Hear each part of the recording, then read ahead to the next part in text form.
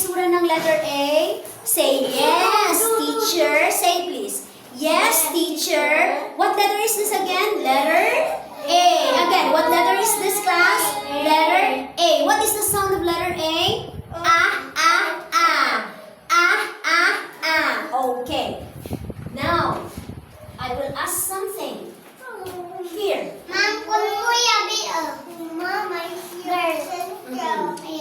Okay, here. Can I ask something, Brick Styler? We have a sample here. What do we call this? Radio. Radio. Please answer. Radio. Radio doesn't start with letter A. Okay?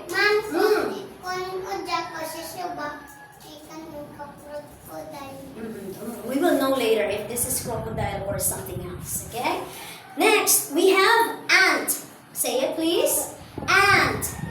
Oh, what is the sound of ant? Ah, ah, ah. Say it. Ah, ah, ah. Ant. Ant. Okay, next. We have here dog. Is this a dog, teacher Jen? Dog. Dog doesn't start. Shh. Brick Styler. Dog doesn't start with letter A. No. Okay, next we have here axe. Say it. Axe. Axe has sound of ah. Say it. Ah. Ah. Axe. Axe. Repeat after me. Ah. Ah. Axe. Correct. Thank you so much. Tama po, Tagalog po. Okay. At aso, tama po sa Filipino. Okay, next, we continue this one here. We have alligator. Sabi ko kanina ni Brick Styler, crocodile po ito. Mas malaki po ang crocodile, pero matapang po si alligator. Okay? What do we call this one? Alligator. Brick Styler and Kian Bright. Alligator. Say it. Alligator. Ah, ah, ah. Ah, ah, ah.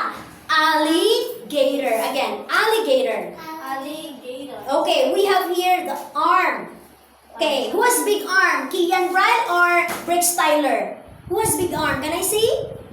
The arm? The arm here? Here? Okay. Brick Styler, Kian Bright, where is your arm? Alam ko. Paano na lang? Apron. Where do we use the apron?